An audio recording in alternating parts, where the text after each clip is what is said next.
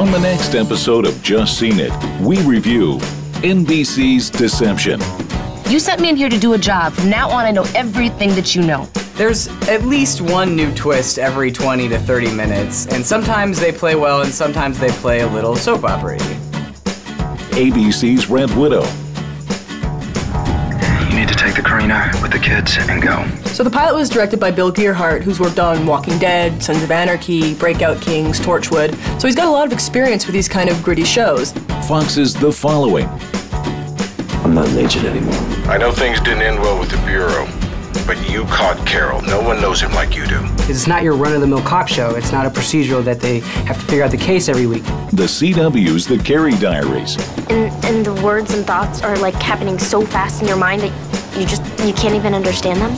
I was just kind of surprised how interesting it was and how it kind of veered from the typical teen fare that we see.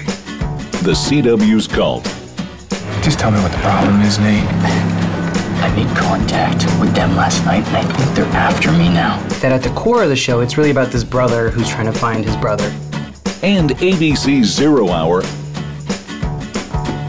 Hey, Aaron, call the police. Don't ask. Just get him to Layla's shop now. I was really wowed by the concept of this, and I think it really has a lot of cool places it's going to go. A lot of new TV shows to talk about. All right here on Just Seen It.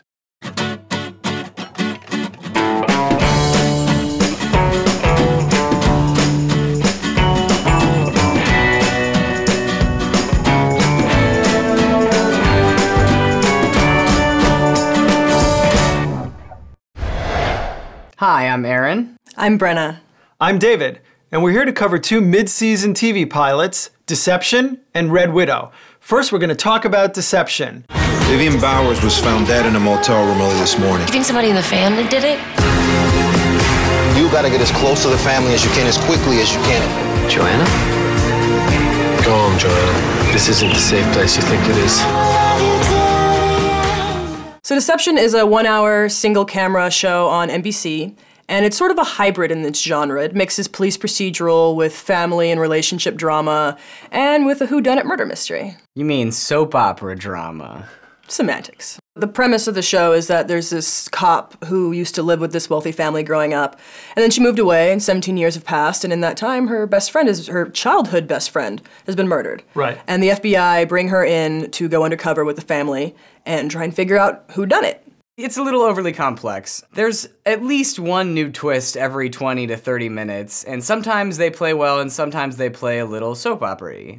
Now, I understand when you said it falls into soap opera. I agree. There were times where I was sitting there and going, okay, this does feel a little like a soap opera, but I felt like they quickly got out of that. They were like, okay, we're not going to get caught up in this, and we're going to get back into the police procedural and the whodunit, which really is what makes the show so interesting.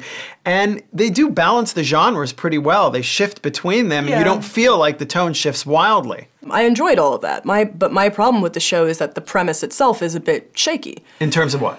I find it very difficult to believe that the FBI would authorize a San Francisco cop to go undercover with this incredibly powerful and wealthy family. On top of that, I find it hard to believe that this family that is scandal-ravaged and always in the tabloids would just accept this woman who's basically been a stranger for 17 years and allow them into their home. That's not even my biggest issue. My biggest issue is show sustainability. Okay. How is this show going to continue to be a show if the whole premise is about who killed Vivian Bowers? They're not going to take 3 seasons to find out who killed Vivian. And I think that all of the secondary stories that are coming about, they're so directly related to the murder itself that when we find out who murdered her, it's just going to kind of waver and not do much anymore. I think that you make a good point, but for me, there's so many deceptions that are going on, and you have to remember that we all got to see the first 3 shows in the series, and how many people die? It's not just Vivian Bowers who dies, but like someone 2 more else. People or something. Right, people are getting killed right and left, so I'm thinking there's like 10 twists, 3 deaths. Right, so I'm just thinking they're just going to kill more people, right?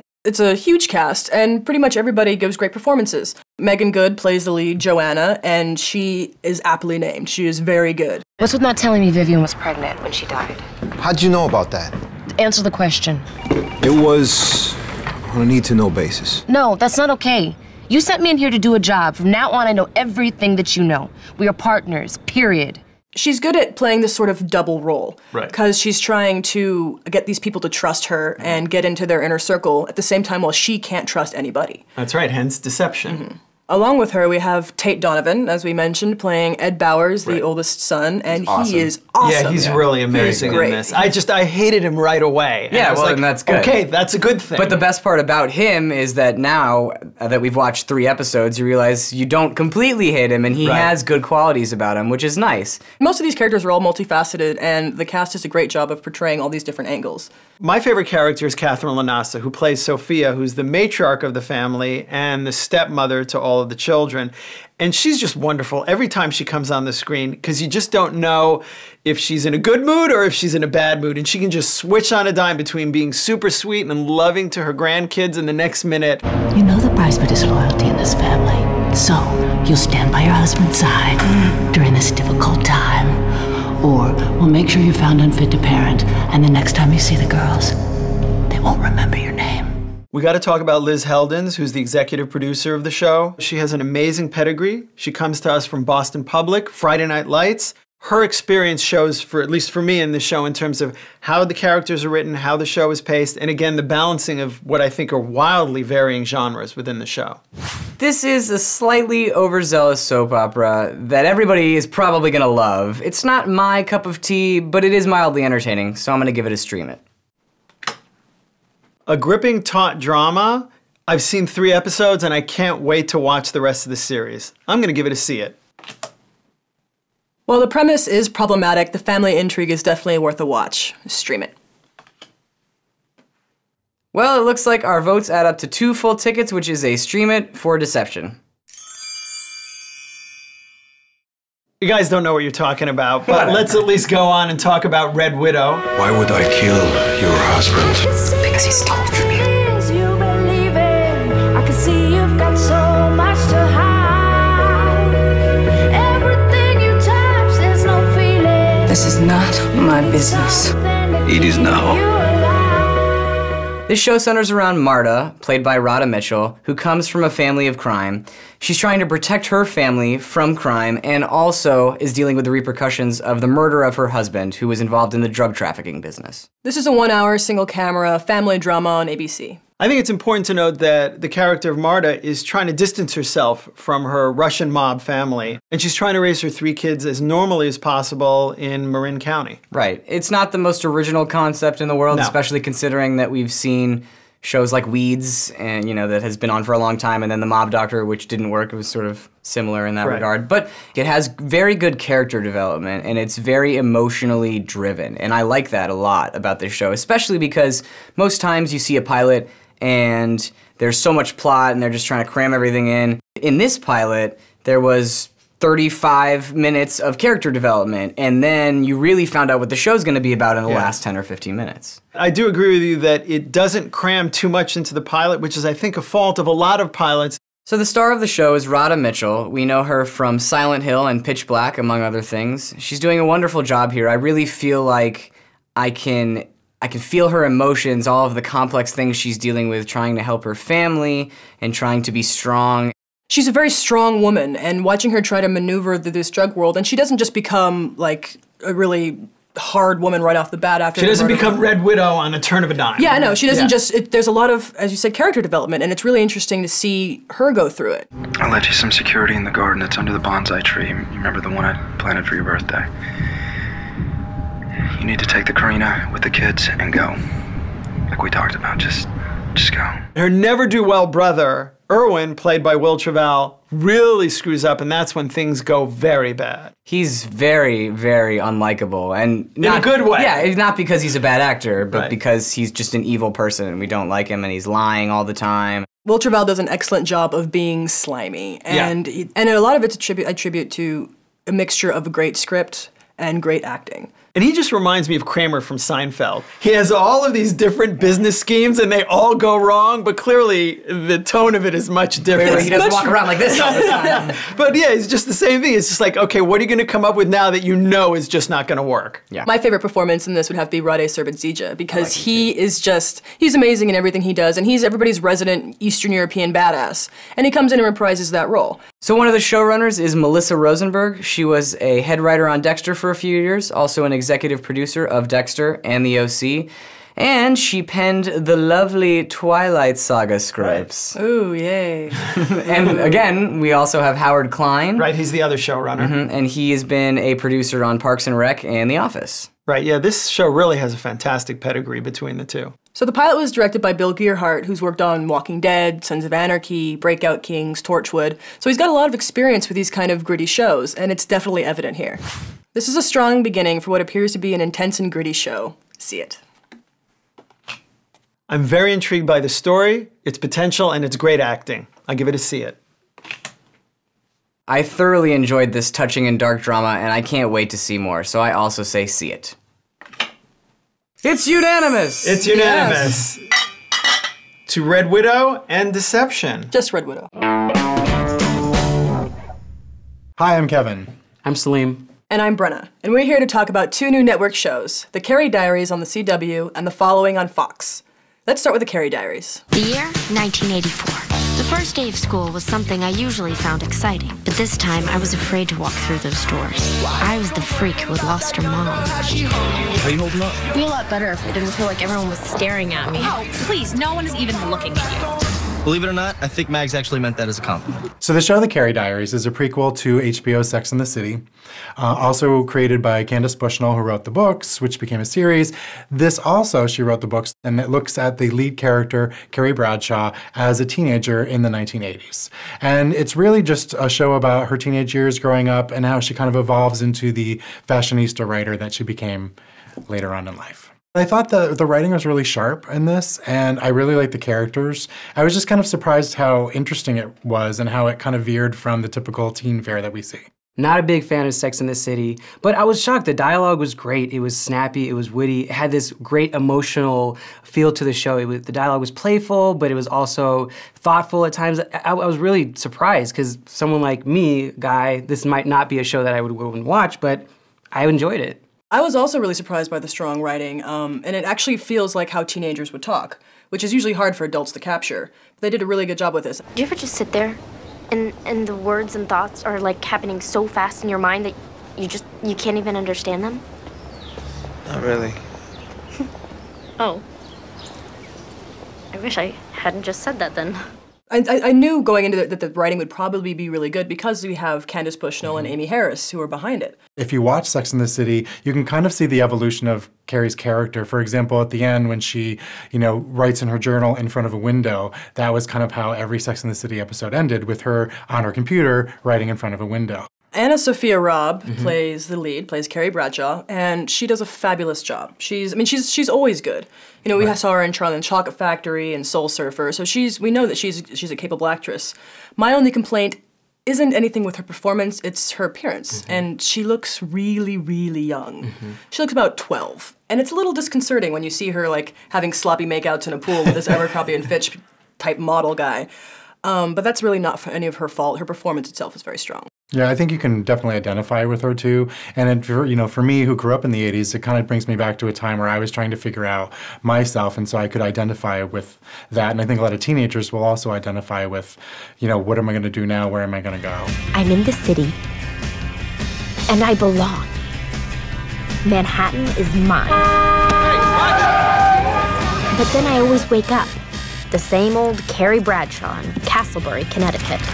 Carrie has three best friends, which actually mirror characters from Sex and the City. So you have Mouse, who's the kind of naive, innocent girl in some ways, who kind of resembles Charlotte from Sex and the City. Then you have Walt, who is very protective, kind of big brother type. He's more like Miranda. And then there's his girlfriend, Maggie, who's kind of a little bit looser and a little bit more blunt in the way she speaks. So she is more of the Samantha character. What's interesting is that in Sex and the City, they always, met at a restaurant or a bar and they sat around in a circle and they talked about their lives. Here they just do it in the library, which I thought was kind of cute. Hey, where's Walt? I told him I wanted it to be just us girls. Were you two fighting again? Come on, you guys are never gonna break up here forever. That's right. And the mouse and I will be a couple forever too. Production value-wise, it's the 80s. It really sends you back to this time period with the hair, the colors, everything, the clothes, and it's phenomenal. They even have set pieces that are great. They go to this department store, they go to this club called Indochine. It really feels like what 80s New York might have been like. Fans of Sex and the City will love this show. See it. Having been a teenager in the 80s, I actually found watching Carrie's shenanigans play out really entertaining. So I say see it. The Carrie Diaries has all the elements of a fun teen show, and the demographic will love it. See it. Now it's time to talk about the new Fox show, The Following. Joe Carroll, he didn't just kill 14 female students. He was making art. He was obsessed with his hero, Edgar Allan Poe. It's been a new development. 3 bodies were found murdered in the last 6 hours. He's finding people to help him. It's like they're his followers. The Following is about Joe Carroll, this super charismatic romantic literature professor and serial killer, and the FBI agent Ryan Hardy, who brings him to justice 10 years ago. In present day, Joe Carroll has escaped from prison, and they have to bring back Ryan Hardy from retirement to help track him down. They finally get him back in prison, but they find out that he has some followers who are acting on their own and sort of mimicking copycat crimes, and Ryan Hardy has to stick around to try and put him all to justice. The show is created by Kevin Williamson, who we all know from Scream, I Know What You Did Last Summer, a slew of other awesome horror movies. And this is no different. We have a great horror premise, a great show, amazing writing. It's wonderful because it's not your run-of-the-mill cop show. It's not a procedural that they have to figure out the case every week. It's about Kevin Bacon's character, Ryan Hardy, and James Purefoy's character of Joe Carroll. Yeah, the plot, I think, was razor sharp. The writing is razor sharp.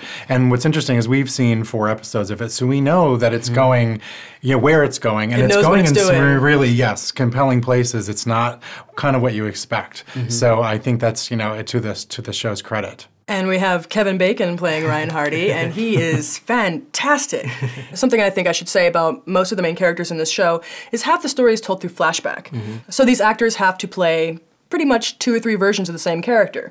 The character before trauma, during the trauma, and then after the trauma. So it's really compelling to watch these different actors interpret different stages in these characters' lives. Yeah, I love Kevin Bacon. It feels like he only chooses projects that he's really passionate about, that he really feels like there's some meat on the bone there. And you can see it in the show, he plays a really intriguing character that has so much going on underneath his hard exterior, but there also is a little bit of a soft side to him. They stray a little into stereotype area because he's the bad cop with a record who, is loose cannon, drinks too much. But it's really quite forgivable because Kevin Bacon does something unique with it. I'm not an agent anymore. I know things didn't end well with the Bureau, but you caught Carroll. No one knows him like you do. Let's talk about James Purefoy a little bit, who plays the villain. He's pure evil. He's amazing. Yeah, I love it. He's got all the best villain traits. He's a puppet master to all these followers who are completely obsessed with him. And he's sort of formed what we might call a cult. And it's a cult based almost entirely on the works of Edgar Allan Poe. He cut out his victim's eyes as a nod to his favorite works of Poe, The Telltale Heart and The Black Cat. This show has amazing production design. It's got some of the best sets I've seen in a long time. They have this house where the followers went to when they were first becoming sort of this cult. And there's writing on the walls, and there's murals, and there's drawings and blood and quotes from Edgar Allan Poe all over the place. The director of the first episode and a few of the other ones as well is Marco Siega, who also did Vampire Diaries and an independent film called Pretty Persuasion. And I think he gets the tone just right. He has that dark, gritty feel, but it's not too much. He knows how to pace things really well. He knows how to do scares really well. And I'm really hoping that he continues on. It's dark, and it's twisted, and it's beautiful, and absolutely captivating. See it. The Following is a wholly original and compelling thriller that doesn't sacrifice character for thrills. I think it's the best show of the new season. I say see it. The Following offers so much more than your run-of-the-mill cop show. It's a definite see it. Cheers. Cheers to death and horror. And the Carrie Diaries. Oh, it's the same thing. Hi, I'm Kevin. I'm Aaron. I'm Salim, and we're here to talk about 2 new shows with big mysteries, Cult and 0 Hour. We're going to start with Cult. I seek out no one. It is they who are seeking. But it's not just a TV show. It goes beyond that. Look, I'm all my brother has. If I don't try to find him, nobody will. So we've all just seen the pilot episode of Cult, the new show on the CW, which is a kind of a 1-hour drama mystery thriller. It's really a show within a show because it kind of starts out with a show about a cult. And we see a scene with an FBI agent going to look at a cult leader's house or compound. She's looking for a relative of hers. And then we pull back and we realize we're actually watching The show. Cult on the CW, on our show, The Cult, which is on the CW. Confusing, right? Right. A little bit. And that's when we meet Jeff, who is this ex-reporter who gets a call from his brother, who's an ex-junkie, who is freaking out, says, something terrible is going on, needs to talk to him. It's got something to do with Cult. With Cult. And of course, his brother doesn't believe him. Just tell me what the problem is, Nate. I made contact with them last night, and I think they're after me now. Who's after you? Please help me get away from this. It's actually a very interesting show. It surprised the heck out of me. I really enjoy that it is very self-reflexive. It's about art mirroring reality, or reality mirroring art, or whatever, and that's a really cool thing. I think the writing on this show is pretty standard CW writing, but as it went along, it actually won me over with its weirdness and its mysteries. Going into this, I was not that excited. The CW, a cult show, I thought it was going to be exactly what the fake cult show was going to be, which was so surprising when you realize that that's not what it's about. It's no longer trying to be pablum for teenage audiences. They're really trying to bring the mystery and the intrigue, and it's interesting. I was so shocked. Yeah. It's good that we have a showrunner, Rockne S. O'Bannon, who has worked on good shows before. He worked on all of Farscape, which is a pretty well-known sci-fi show, so he's got something good under his belt, and it's unique and fresh. And I really liked that at the core of the show, it's really about this brother who's trying to find his brother. Yeah, he feels very guilty because he didn't believe him. This is a brother who, because the parents died recently, they're very connected. So you see the guilt that his character's going through. And I think that needs to be there for this show to have an emotional core. Yeah, and he's played by Matt Davis, who was in The Vampire Diaries, right? Correct. And I just remember him as the jerky guy in Legally Blonde. So it was very hard to not see him as that for the first 20 minutes, but he does a really good job. Jessica Lucas, who plays Skye, is a research assistant on the show Cult, and she seems like she's going to be our lead's romantic interest. I like that she is not just going to be the sidekick. It seems like she has her own ideas of trying to investigate. We also have Robert Nepper playing Billy Grimm in the show Cult. My name is Billy. Billy Grimm. People say I'm dangerous. Me? I'm completely harmless. We, of course, know him from Prison Break, where he was T-Bag, one of the inmates. Fantastic actor, and I think he does a really great job here. Cult is like Lost. Exactly. Everybody's going crazy about it, going on the internet trying to find it. Yeah, and that's what it is. That's true. Yeah, you recognize that it's really feeding into these shows that have huge cult followings and where that could, lead to. So we should talk about the director of this episode, at least, Nathan Hope. He's a cinematographer who did The Fog, for example. Also directed TV shows like Nikita and CSI.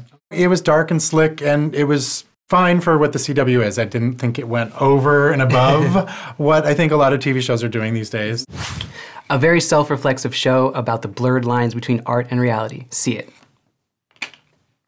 Cult seemed a bit too ambitious at first, but it won me over with its creepy mysteries, and I really want to know what happens next. See it. The performances are strong, and the premise is unique, and with time, I think this will be a really entertaining show. So I say see it.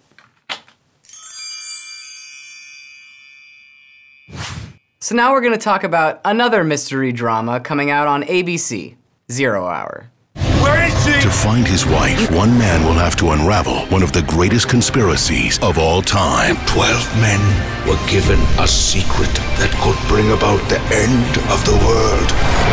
You must find these clocks before the enemy does.